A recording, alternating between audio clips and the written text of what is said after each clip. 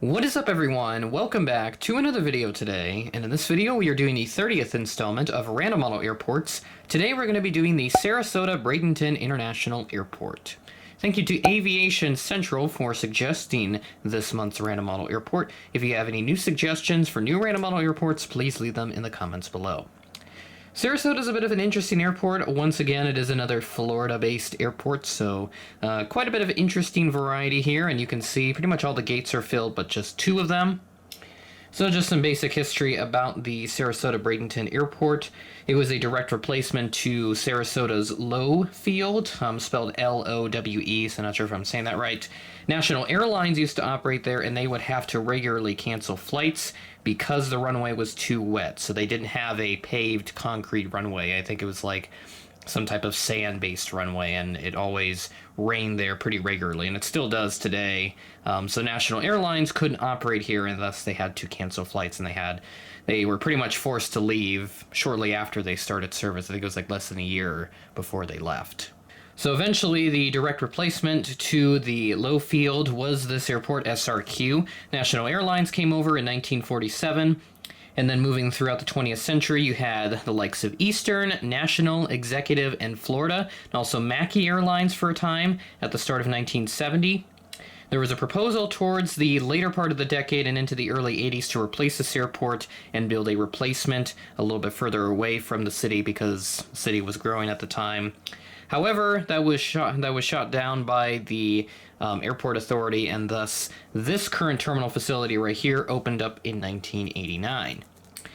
Today, the airport has a pretty large Allegiant presence. There's a good number of services out of Sarasota being served by Allegiant, but it is not considered a focus city for them, despite the large presence here, but I almost kind of think it is at this point. A new facility is expected in the next few years to not replace it, but just to kind of complement it. This is why you'll see like Gate B12 or something like that, because they are planning to build a new facility. Not sure where it's going to go, but I think around 2024 they're going to start building the new facility. It'll be called the Concourse A, and that'll expand their capacity by about a couple million passengers annually. So, that pretty much does it for the basic history here. I'll link some more information in the description if you ever want to read up a little bit more. I also found like a North Central advertisement for when they advertise service to Sarasota-Bradenton, which is kind of interesting. So I'll have that linked as well. We're going to start off right here at the east side of the terminal here at Gate Bravo 1 with this American Airbus A319. Sorry about the angle here. I'll try to move over just a little bit. Right here at Gate Bravo 1, you have this American Airbus A319 coming in on a service from Washington Reagan National Airport. This is on flight 1289, arriving in at 10:55 a.m., ahead of a scheduled 10:59 a.m. arrival. Now, this is an IAE-operated A319, so one of the ex-America West aircraft, so not sure why Gemini Jets has not yet done that plane yet. I don't know what is holding them up on releasing that, so I really hope that's in the November releases, but please, Gemini Jets, release that plane for God's sake, because that'd be nice to have. Here at Gate Bravo 3, we have this American 737-800. This aircraft arrived in on a service from Charlotte, flight 593, arriving in at 1:46 p.m., delayed from a 1:07 p.m. scheduled arrival. That is about a 39-minute delay for this aircraft. Now, there are a number of delays here because it looks like there might have been some weather in the area. All flights on this airport update are from Thursday, October 13th, so I imagine there might have been some pop-up thunderstorms that hit Sarasota or around the surrounding area that may have delayed some flights. There were a couple of diversions as well, and we'll get to that here in a little bit. There is a Delta flight that did divert to, I believe, Orlando, and it did arrive in eventually a little bit later on. So we'll take a look at that here when we get around to the other side of the terminal. At Gate Bravo 5, we have the Sun Country 737-800 in the Tide Pod livery. This aircraft is actually wearing the 40th anniversary sticker, the 40 years of flight sticker, which goes right in this little area here in the white section of the fuselage. I'll try to pop up a photo here if I can find one that kind of shows what that decal looks like. There are several Sun Country 738s with the Tide Pod livery wearing this now. So I'm not sure if NG or Gemini Jets will do a model of one of those. Gemini has not done a Sun Country model in so long. I think their last release would have been an 800 in the blue livery with winglets. I think that's the last release they've done of a Sun Country plane. So not sure what would be holding them up from doing another one, especially in this Tide Pod livery, which has been around for 2 years now, if not a little longer than that. And obviously NG has beaten them to the punch with this, and Panda Models has also done one, the split release, which I also have in my collection. So Sorry about the focus there. But this aircraft right here coming in from Minneapolis is on the Flight 991 service, arriving in at 1:52 p.m. delayed from a 12:39 p.m. scheduled arrival, so that is over an hour of a delay for this flight.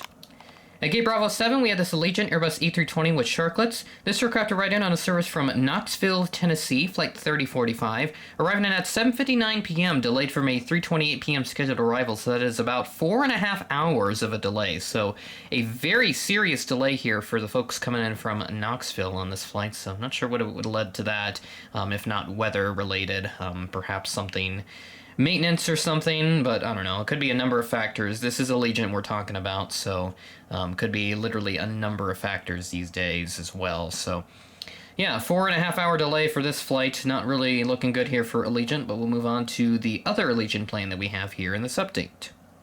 At Gate Bravo 9, we have this Allegiant Airbus E319 with fence tips. Super happy to have this model from Gemini Jets, and it is coming in use once again. This aircraft arrived in on a service from Columbus, the LCK airport, so that's like the secondary airport for Columbus, more of a cargo airport. Kind of similar to what Allegiant does in Chicago at the Rockford airport, which is like an hour away from Chicago. I'm not even sure why it's part of the Chicago airports. They operate there quite a bit. I think they also have some service at Midway too, but a lot of their presence for Chicago, I believe, is in the Rockford area. So they have that little thing set up at the cargo airport for Chicago, but here in this case, for Columbus, you have them here at the LCK airport, whereas it's supposed to be the CMH, that's the main airport, which I didn't do previously in the Random Model Airport series. Make sure to go check that out. I'll have a card linked to that, which will pop up on your screen in the top right corner so that you can go check that out. So this aircraft touched down at 5:29 p.m., delayed from a 5:15 p.m. scheduled arrival, so only a 14-minute delay for this flight. Better than the 4.5 hour delay for this aircraft right here, but still a delay nonetheless. But I'd still consider it pretty good. That's everything we have here on this side of the terminal, so now we've got some more aircraft as we'll loop around, come back around, and end with that JetBlue plane right over there. So we'll check out this United flight coming in from Newark.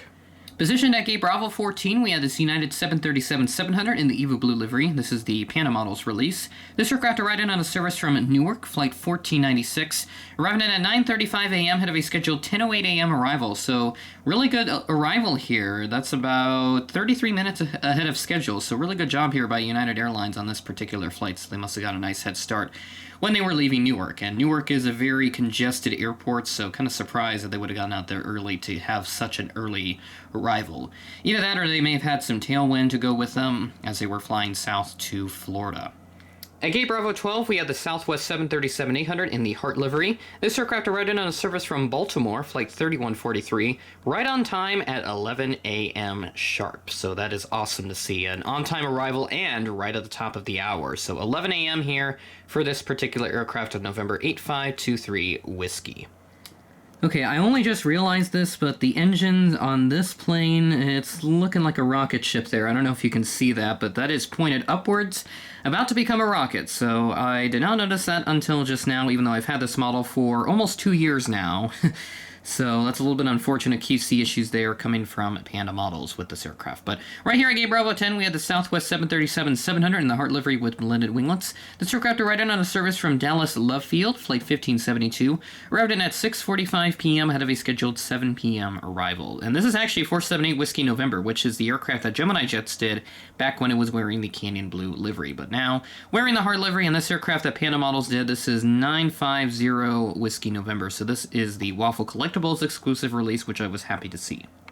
At Gate Bravo 6, we have this Delta Airbus E321. This aircraft arrived on a service from Atlanta, Flight 1381, at 5:16 p.m., delayed from a 4:57 p.m. scheduled arrival, so just under 30 minutes of a delay for this aircraft. Delta does also operate the 757-200 on the Atlanta service, but here I chose an A321 because the 757s that I found, the first flight that I found was a wingletless 75, and the other one had apparently not left Atlanta, so supposedly that flight may have been canceled. So as such, I was stuck with using this A321. Here's the diversion flight that I was talking about here. This actually originated from New York LaGuardia, but this diverted to Orlando, possibly weather-related.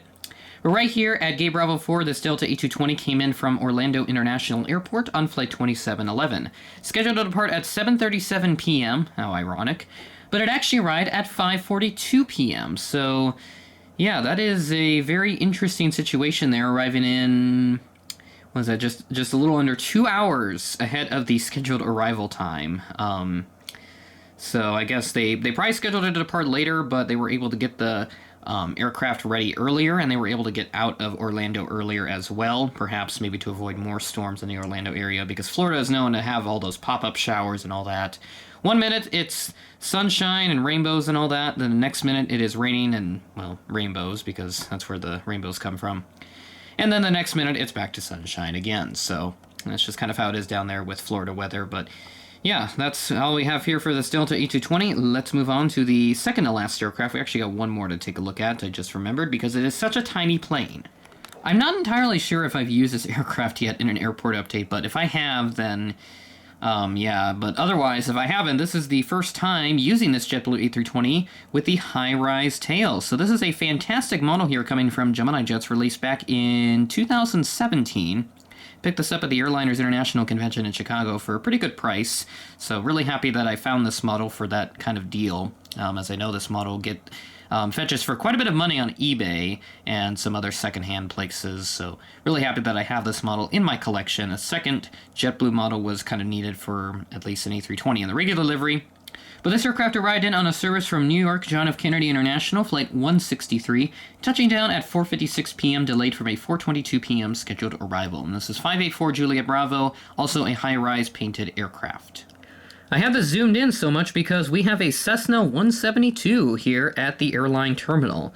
Now, I don't think they would actually park these planes here, but for lack of space and obviously to have a little bit more variety in this update, I figured I would feature this plane. So, the Cessna 172 is actually an Embry-Riddle aircraft coming from Daytona Beach. And I know I think I have a couple of viewers that go to Embry-Riddle in Daytona Beach, and I think I also have one or two as well that may go to the Prescott campus in Arizona. But if you are coming from the Daytona Beach campus, make sure to make yourself known in the comments section. I'd like to hear what you think of Embry-Riddle so far. I know it's a pretty good aviation school, but it is a bit more on the premium side, just because of a number of factors, and also since it's kind of in Florida, but whatever. So this aircraft came in from Daytona Beach on Flight 403. They assign the flight numbers based on the registration number of the aircraft. So this one is 403 Echo Romeo, a Cessna 172S Skyhawk SP. This arrived in at 11:31 p.m. ahead of a scheduled 11:35 p.m. arrival. So a bit of a late night flight, perhaps for a student pilot. Want to getting some hours built up flying in the nighttime. And that will do it for this update. Pretty cool here to see a great amount of variety here at the Sarasota-Bradenton International Airport. I mean, look at all the Sun Country and the Allegiance here. Good representation of Florida, the Sunshine State, known for its warm temperatures year-round, and I'm sure by the wintertime this airport will definitely be seeing a lot more variety with a lot more flights, since a lot of people will be willing to go down south to a more warmer place, at least for just a simple getaway, or even to retreat down south for the winter. As I know, I'm sure there's quite a few people that live up north during the summer, and then they'll move down south during the winter months. So with that being said, that is the end of the video. Thanks for watching, and I will catch you in the next one.